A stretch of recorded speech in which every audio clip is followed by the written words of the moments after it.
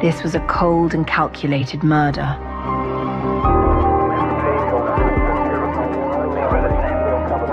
There's always a breaking point in an investigation.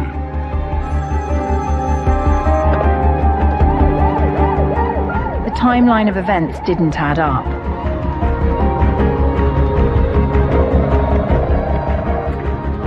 It was crucial we supported our family contact.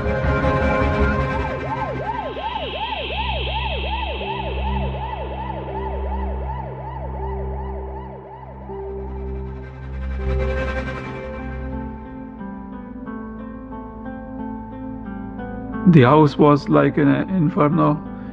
The flames were going through the roof. It was completely engulfed.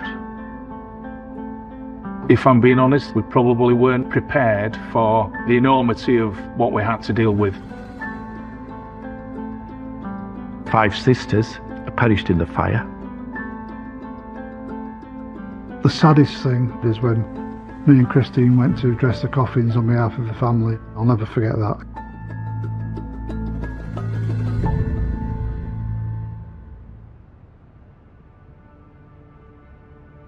I first met the Chisty family when 3 generations of their family had been murdered in their own home. From that moment on, I became their point of contact in a murder investigation. My name is Christine Freeman. I'm a former detective constable with West Yorkshire Police. I was assigned as a family liaison officer, which is also known as a FLO, on what became known as the Birkby fire investigation. In a murder investigation, the role of FLO is absolutely vital. It's about liaising between the victims' families and the inquiry team and making sure that the victim and the family are kept up to date on the latest developments of any evidence that we come across. Doing a death warning is the hardest thing ever. You're dealing with people at the worst possible time of their lives. They're traumatised.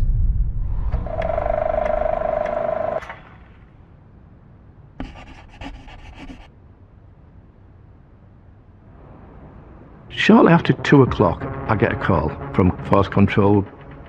There's a serious house fire. It doesn't look as though it's accidental, and we've got people dead. I'm Bob Brichstock. I was a senior investigating officer at West Yorkshire Police who took charge of the murder investigation into the Chisty family. I've called Christine. Hello, Christine Freeman? Yeah, okay. House fire. Crikey.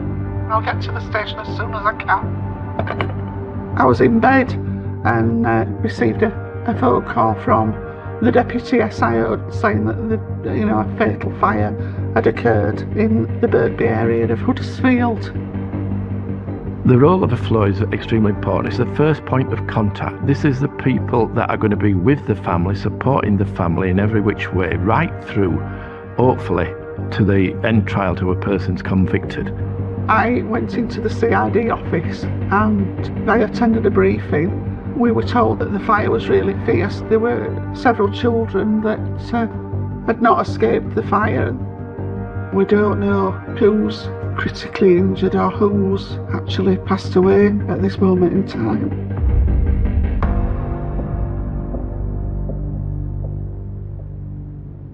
I live probably 15-20 minutes away from Osborne Road at Birkby at Huddersfield, so I know the area well. I get to a place called Fixby, and Fixby roundabout, you're on top of the hill and you're dropping down into Birkby. I see a glow in the sky. This is like a beacon, like you see on a bonfire night, where the flames are licking up into the skies and it's a massive fire. And I'm thinking to myself, my God, this is bad. This is really bad. By the time I arrive at 40 Osborne Road, I see fire officers sat on a garden wall, absolutely shattered. The fire's extinguished and there's water everywhere. It's going to flush away a lot of evidence. Fire officers are in tears. They are exhausted. Neighbours that have been evacuated are saying, God, this went off, we thought it was a bomb blast. The whole street was in uproar. Witnesses are telling me we heard a glass break, we heard screaming, We saw faces at the window and they vanished. Horrific. Absolutely horrific. Devastating. Amazingly, people had escaped. There was one male had jumped from an upstairs window, which I later found out was Shafiq. I remember Shafiq with the smoke-blackened face. He's in a lot of pain. He's sort of semi-conscious. He's talking. He doesn't know what's happened, why it's happened. And my main concern is, let's get you treated. Let's get you off to hospital. And his mum had come out of the bedroom window but had landed on her head, so she was seriously injured. Priority is preservation of life and look after the injured. There was a young woman had woken before the fire hit the staircase, and she managed to get downstairs and lead her dad out of the back door. She could hear the children screaming from the bedroom upstairs.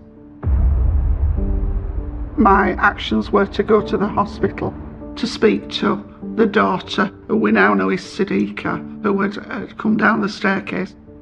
She was extremely shocked. Shafiq was in and out of consciousness, and I don't think he really took on board who I was. After seeing Shafiq, I went back to the office to report back to the SIO, Mr. Bridgestock, in charge of the investigation. I was asked who I'd like to help me as a second family liaison officer to work on the investigation with me. I asked for John Lee to assist. I've only finished my family liaison course the Friday night before the Sunday morning that I met up with Christine to become part of the investigation. I am John Lee, a former detective from West Yorkshire Police, and I was the family liaison officer of the Birkby House fire. John and Christine are available. That's great news for me. Let's have them there. Let's get them with the Chisty family. I can breathe a sigh of relief, and I know I can trust their experience, and they can look after that side of the investigation. The family lived at number 40. The main man was Abdul Aziz Chisty. He was the granddad, and he lived at that address with his wife and his children, and visiting him at that time was his daughter and their grandchildren. They were all in the house at the time of the attack. I tell them, just wrap your arms around these people. They need support, and they're going to need that support, especially when we're going to have to break the news of who's died in this fire.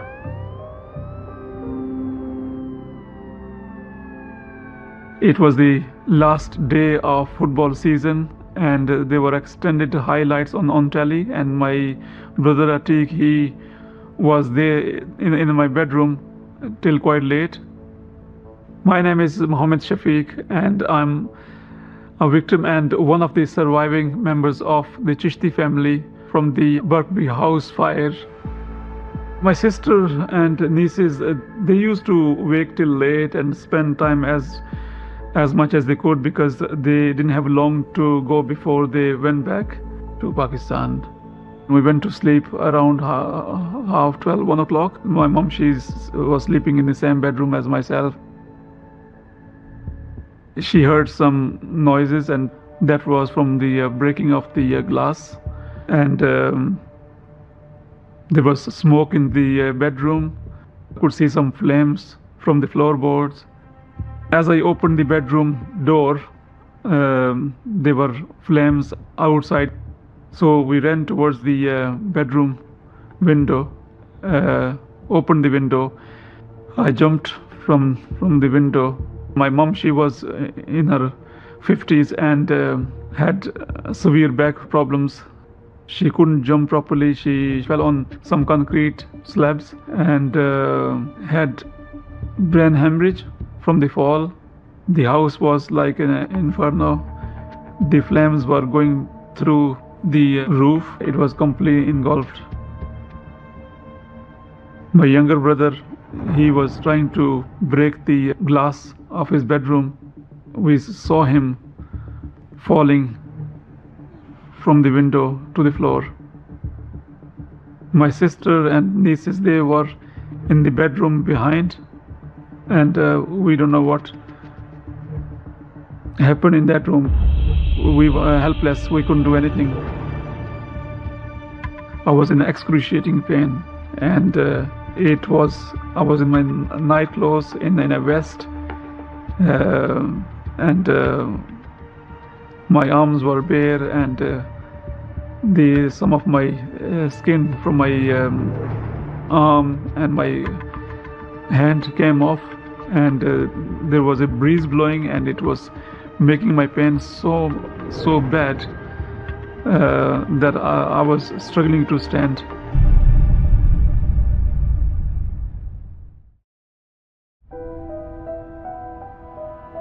My name is Craig Briggs. I was officer in the case on the murder of 8 members of the Chisty family. I was tasked with conducting an interview with Abdul Majid, one of the sons of the family. My other younger brother, Abdul Majid, and on that night he was in the other house that we had across the road, and he was woken up by shattering of the front room window. He was an eyewitness to tragic unfolding events. He could hear the screaming from where he was, and when he got outside the house, he was just broken. And then we took him back to the other home, but he was looked after, and family liaison officers looked after his welfare as well. When Majid replayed the incident, he said that he saw 3, possibly 4 Asian males in the front garden, and they were putting petrol bombs through the front window. These perpetrators, they had set the house on fire, and they were running down the road as he was running across the road from the other house. As the morning wears on, we find out that the downstairs lounge windows have actually been broken. Within the debris, we can see glass. We also see metal nuts, and we're thinking, somebody's done a lot of planning here. The doors also had petrol poured through it. That has perished, so there's a vast amount of fuel being used.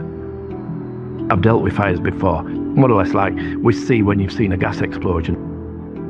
I've never seen such devastation. It was a difficult task for the crime scene management. The next phase is going to be trying to remove the bodies from the house. We're satisfied that those inside will not survive. They've got a shell of the house.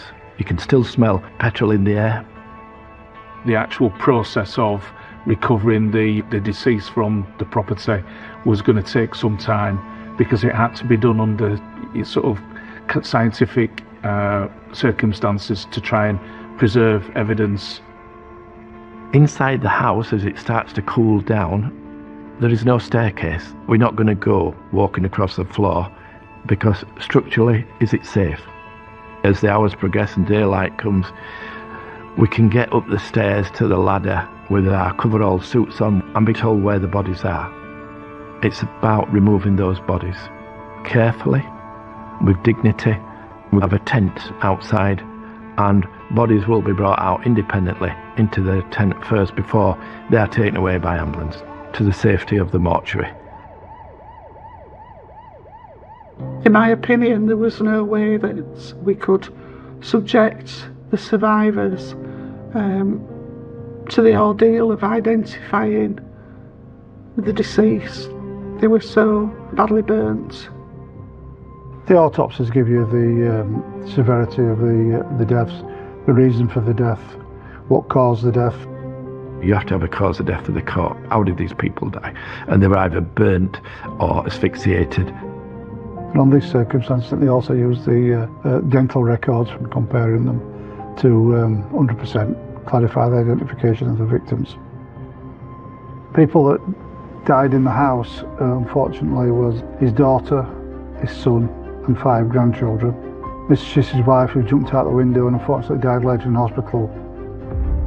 The victims were Zaid Anisa, who was 54, and Atiq Rahman, who was 18 years old. Nafisa Aziz, who was 35, Tayyab Batul was 13 years old. Rabi Batul was 10 years old. Atika Nawaz was 5 years old. Anisa Nawaz, who was 2 years old. And Najiba Nawaz, who was only 2 months old. Shafiq, who jumped out the window, was burnt, and Mr. Chisti and Sadiqa, who left the house out the back, they were mentally scarred for the rest of their life. I was tasked to inform them that 8 members of the family had been killed in a fatal house fire. Doing a death warning is the hardest thing ever. I try to think how I would like to be given such terrible, sad news. It's a case of taking your time and preparing them for it, saying, you know, the news is not good. I was still in a denial, but John and Christine, they told us in a very sensitive way. It's probably one of the hardest things I've done in 30 years police work. Telling people that members of the family have been killed, there's no training, no way of doing that at all. You just got to be open and honest and give them the facts. You don't hold anything back, but try to present it in the best way you can possible.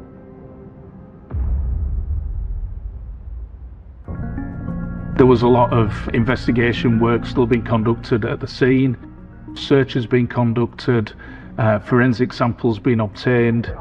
Glass milk bottles were used, filled with fuel, and then nuts and bolts put in. There's a couple of reasons for the nuts and bolts. The first is kinetic energy. When it goes through a double glazed window, it will smash the window, but also the fuel will sit around the rim inside the nut, and it will spread the fire.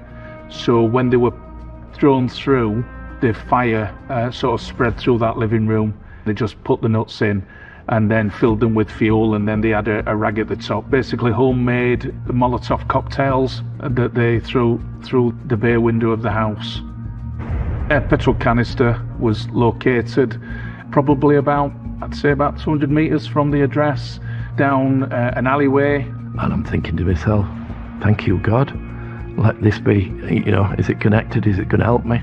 We wanted to identify the fuel in the petrol canister to see if we could identify it as the same from the address that had been attacked. Having worked with accelerants over a number of years, certain petrol companies and retailers put additives into fuel, and the number of additives or the different types of additives can give what in essence is almost like a fingerprint in fuel. We were able to say that additives have been put into the fuel at the scene, and the similar additives are in the petrol canister.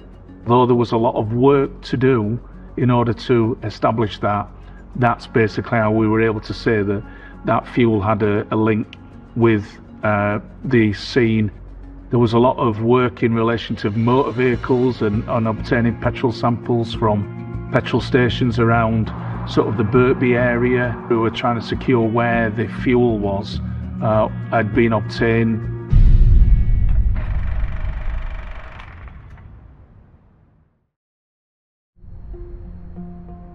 My childhood wasn't spent in Huddersfield, it was in Pakistan. I came here at the age of 16, and after that I've spent all my life in Huddersfield.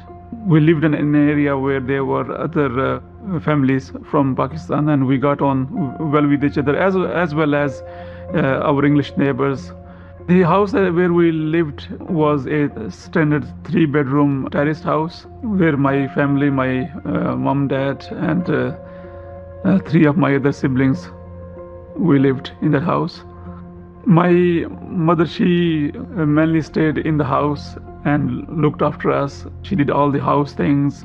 She was a very good cook, and not many people make Indian tea that my mother did, and I miss that. My brother Atik, he enjoyed life, and he was a big fan of Manchester United. He regularly played football with his friends. They were good friends, and he spent a lot of time with them. My older sister, Nafisa, she was very caring. When we came in this country, my sister, she was already married and had children. She couldn't come. She stayed in Pakistan with her children and her husband, and she missed us very much. She came to visit us. She had 5 daughters, and they were all lovely. I was very close to all of them. The sad thing is, I think Nafisa and her 5 children, days later, were due to return to Pakistan. They'd stayed longer, so Mr. Chisty could spend time with his granddaughters. The Chisty family were law-abiding, good people who took the religion seriously, who wanted to help the community in whatever way they could. It made it harder to do the investigation because why would somebody want to hurt such lovely people? You're probably always looking for a motive, always looking for a reason why something's happened. The more work that we did, we identified where that link probably was.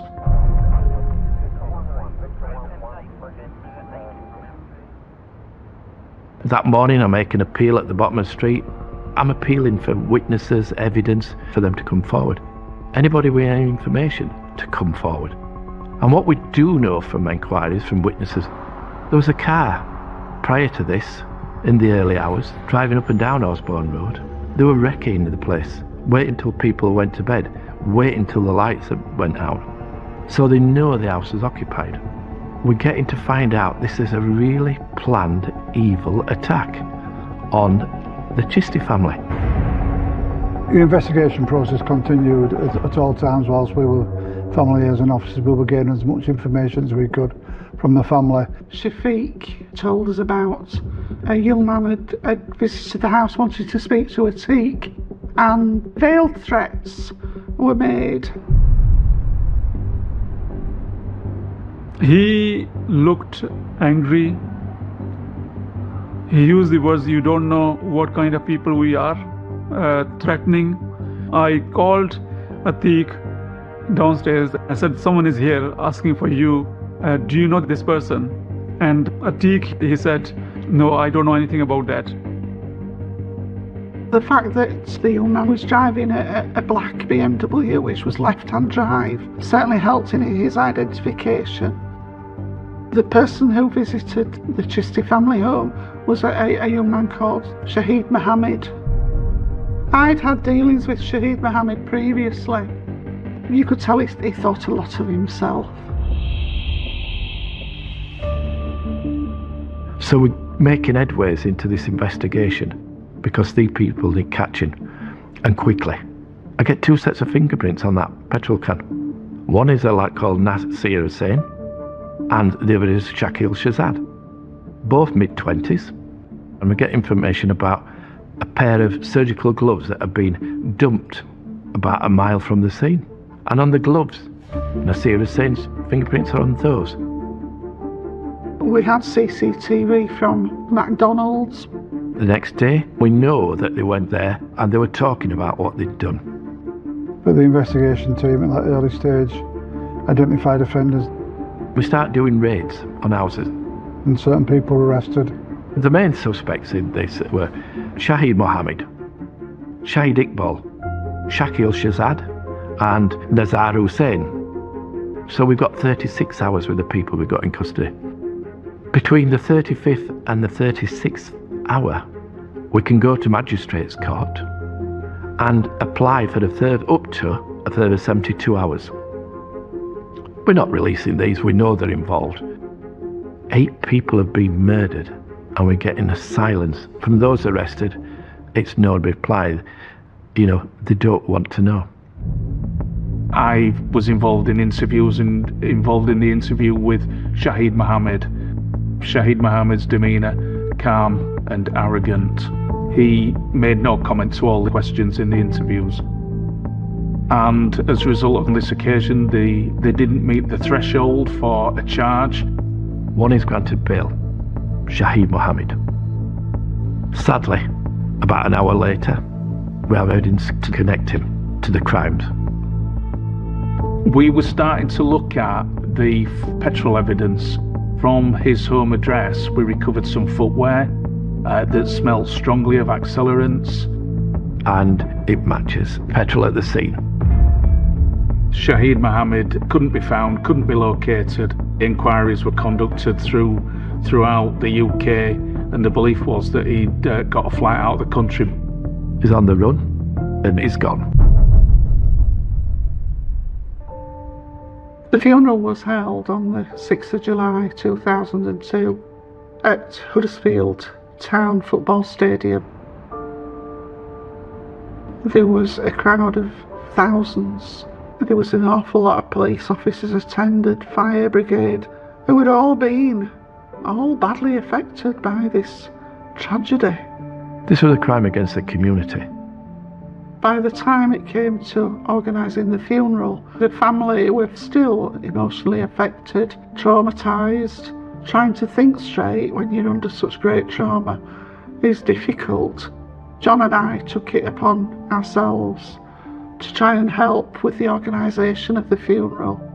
From where the family live, you can see Huddersfield Town Football Ground. And at that time I had big contacts with the football ground, as one of my boys played football there. I contacted Huddersfield Town and asked them if it would be possible that we could hold a service for the family at the football ground, and that would give us the opportunity for many people to attend. They were fantastic and agreed to the whole process. The Co-op Funeral Care were absolutely amazing. They provided 8 separate hearses with a funeral director assigned to each body. There was 8 coffins from little babies all the way up to adults. Me and my colleague Christine had to go on behalf of the family to the funeral home and leave flowers and notes and pillows for each member of the family that died. Me and Christine held our brave faces while we were doing it, and then at the end of that we went and then sat back in the CID car, and me and Christine both burst into tears.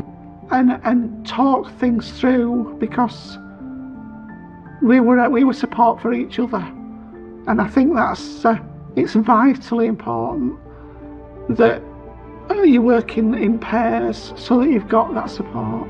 It was good feeling that people cared about what happened, and they were there for us.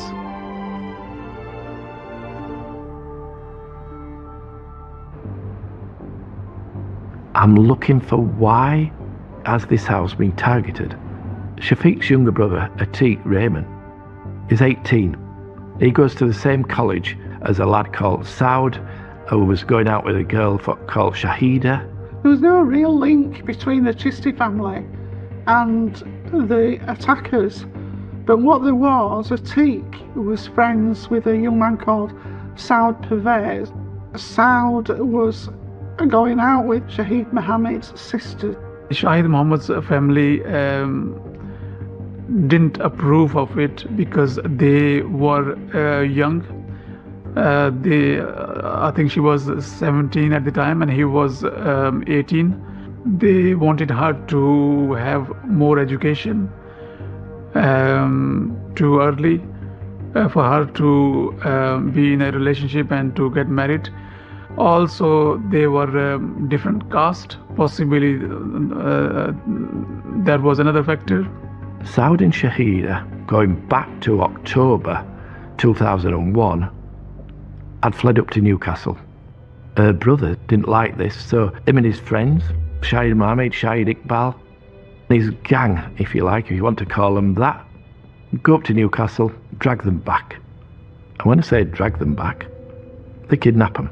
Saud gets a beating, he gets pistol whipped, he gets threatened with death, and they warn him, stay away from my sister. In December, the couple have fled again up there, and it happens again. Newcastle police are looking at this team for kidnap and assault. Atiq knows about this. Newcastle police look to Atiq because he knows about it and want him to be a witness. Atiq does not want to be involved in any way, shape or form. Shahid Iqbal and Shahid Mohammed had already assaulted Atiq. We're finding out that Atiq was the target. He didn't want to be involved. They warned her that they would kill him. And of course, a few days later they do. through the Newcastle inquiry, through the people that were now talking, through the family. We got to know all the mobile phone numbers of the gang. Through cell site analysis, we do some tremendous work, and it shows us all the phones, all those involved on the night and then into the early hours, parking up on St John's Road. This gives the intelligence we need. We know who's done it, we know where they were, we know what they said afterwards, we know where they've texted. After they've petrol bombed the house and poured fuel through the letterbox, 3 cars have gone off in different directions. Through the intelligence work, we are able to show where the 3 cars went, what routes they took, and then they all meet up in a place in Bradford, what was like a security office works. We searched that area and we recovered burnt clothing. They've been advised, get rid of all your clothing, get rid of your phones, you don't want any connection to this. So everything's come together. We get sufficient evidence to go to the Crown Prosecution Service. We charge Shahid Iqbal with 8 counts of murder. We charge him with conspiracy to commit damage or endanger life by arson. And Naseem Hussain and Shakil Shahzad were charged with manslaughter and relevant offences again, the conspiracy to commit arson and cause damage. Remember, Shahid Mohammed had skipped bail, leaving other people to get convicted for offences that he was involved in.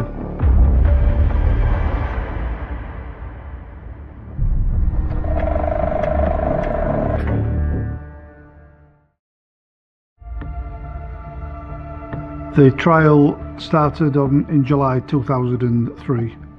At home, after the incident and also when the trial happened, John and Christine, they were great help. The trial is one of the most traumatic parts for the victim's family, especially in this case because every member of the family were witnesses. That means is that none of them can go sit in court until they're given their evidence. In order to prepare the family for trial, we took them on a pre-court visit so they could look at the courtroom, have it explained to them where they would be giving evidence, so that they weren't going into the unknown. And explain the whole procedure to them. And that makes it feel a little bit easier when you get there. I told them that the defence might ask you questions you're not happy with, but just stick to your honest story at all times. But also, we prepared them in other ways, in that you don't always get a guilty verdict, to talk them through how we would deal with that.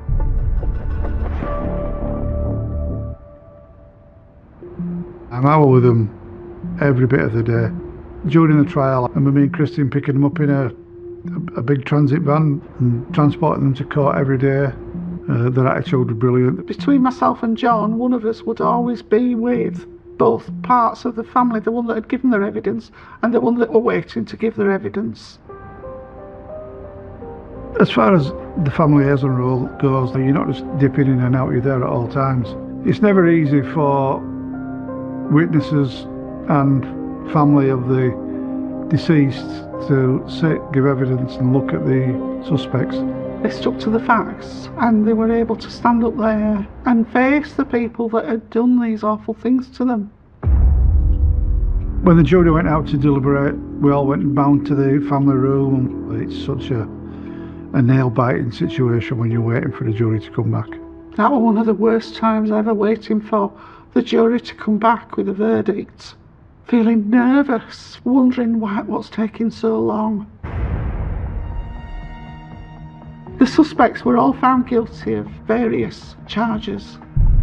On the 30th of July 2003, Shakil Shahzad and Nazar Hussain were convicted of manslaughter of the 8 members of the Chishti family, and they were sentenced to 18 years in prison. The third offender got conviction for murder, 23 years. These individuals, most of the offenders, they are behind bars. However, it wouldn't bring our family members back. The Initial trial was concluded and everybody was sent to prison, but it wasn't over for the family.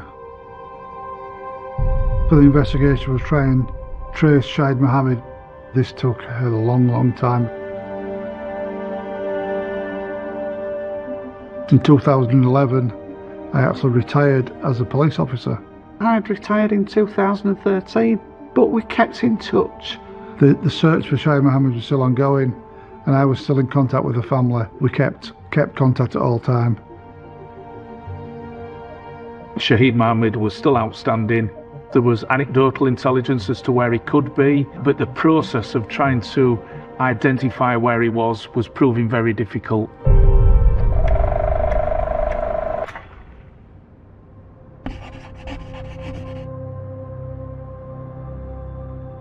I'm Lisa Griffin, and I was the Detective Superintendent SIO leading the next Chitty family murder investigation. And I joined the Homicide and Major Inquiry team in 2010. That was my first encounter with the investigation. My investigation team included a number of officers who had worked on the Birkby house fire from the initial stages. The conclusive evidence that Shahid Mohammed was involved in the fire came with the forensic examination. Accelerants were found on his footwear, but that information was not available to the investigating team while he was in police custody. Those results came back later, after he'd been released on police bail.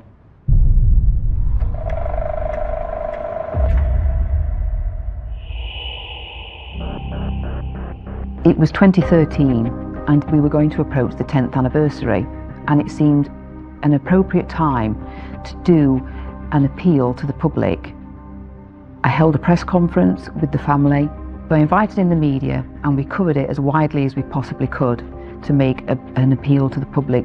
We did get several calls from the public. We were informed that he had fled the country and that he was in Pakistan. We established that he was in Jhelum City.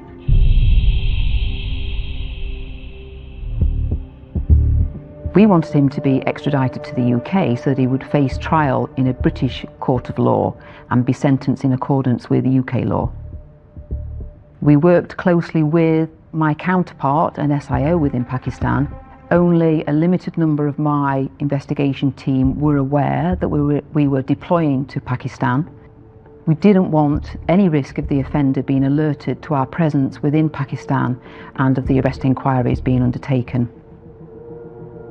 We had to be really careful as well, making contact with the Chitty family, because we were conscious that the Muslim community is a really tight community. They go to mosque and they discuss things. They were sworn to secrecy. It was very important that they kept things tight within the family.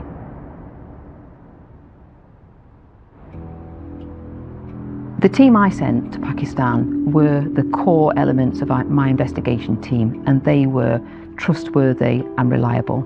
We're clear in our objective that we need to secure evidence to support the arrest of Shahid Mohammed. In October 2015, my colleague identified a property in Jhelum City. He sent that back to me. I looked at a photograph of a number of males on a balcony and identified one of those individuals as Shahid Mohammed. Once the sighting was confirmed, we wanted to effect the arrest without any delay. This was quite a time of worry and concern because it was probably going to be the only opportunity we had.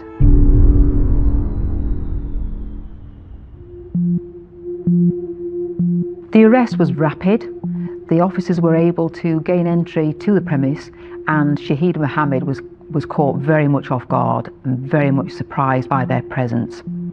It was a moment of sheer joy and relief because we'd worked hard for that. I'd often thought about how I would react at that moment, and the reality was, it sounds a bit dramatic, but I just went and sat alone because I knew I would have to break the news to Shafiq and his family that we'd finally secured the arrest of Shahid Mohammed after 13 years of trying we finally got him in custody. Sadly, Mr. Chisty had passed away, so he never would find out that Shahid Mohammed had been arrested. DC Craig Briggs went to see the family, and he gave the news to Shafiq, and in a little twist of fate, Shafiq actually rang the family liaison officer, which is usually the opposite way around. So Shafiq told him the news that Shahid Mohammed had been arrested. Shafiq told me the great news that Shahid Mohammed had been arrested. I was filling up for him. I was so pleased. The family were immensely grateful for the outcome. We never gave up. Police never gave up.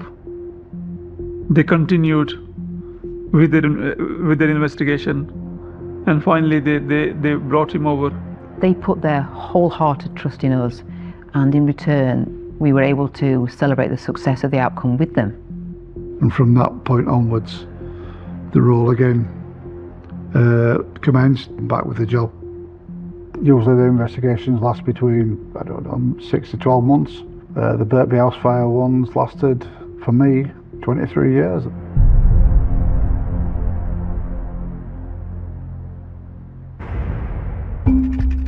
We started the same procedure again, took them to Crown Court. They were pleased to be there to give evidence at court, and they were pleased that at last they could at least say goodbye to the investigation. It was good that after 17 years the same people were all there. We were all there together. DC Briggs was called to give evidence at court, so it was nice for everybody who was involved in the initial investigation to be there and back for the family.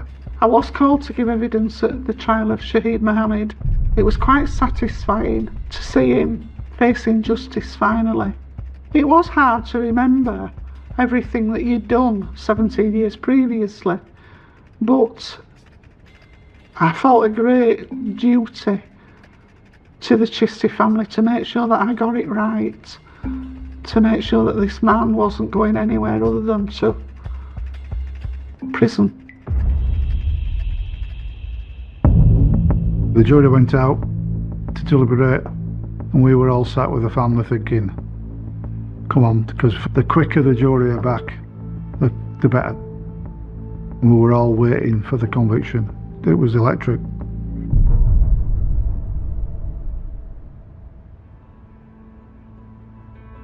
When they gave that result of guilty, it was fantastic. I was so pleased for the family. That was great when the jury read that out.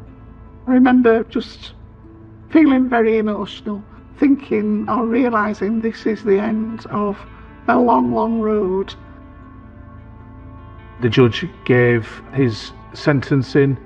It was 23 years for the murder of 8 people. He could only sentence on the guidelines that were in place in 2002, 2003. The unduly lenient sentence was increased from 23 years to 27 years. I don't think Shahid Mohammed had any change in his demeanour when he was sentenced for the murder of 8 people. No reaction.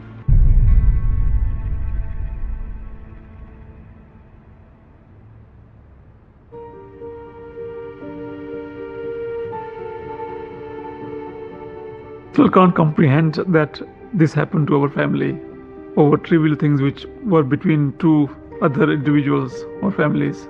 And whenever I miss my parents, my siblings, I turn to my children, my wife, and that takes my mind away.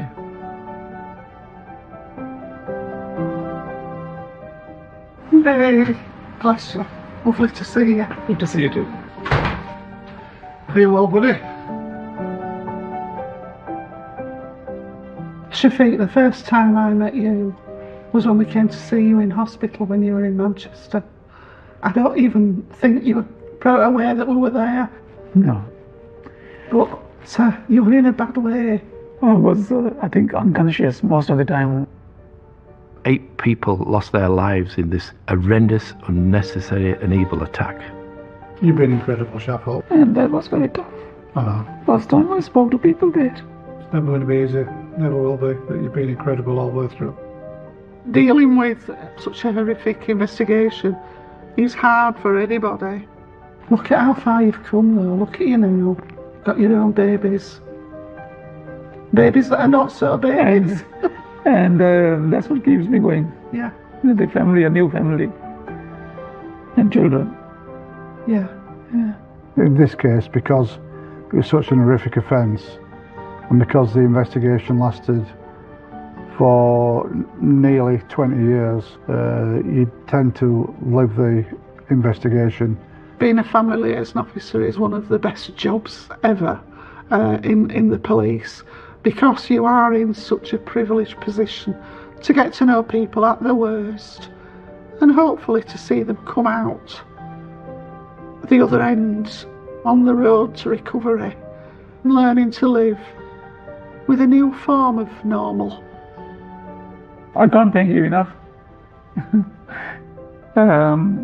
Without that help and support, we would have struggled.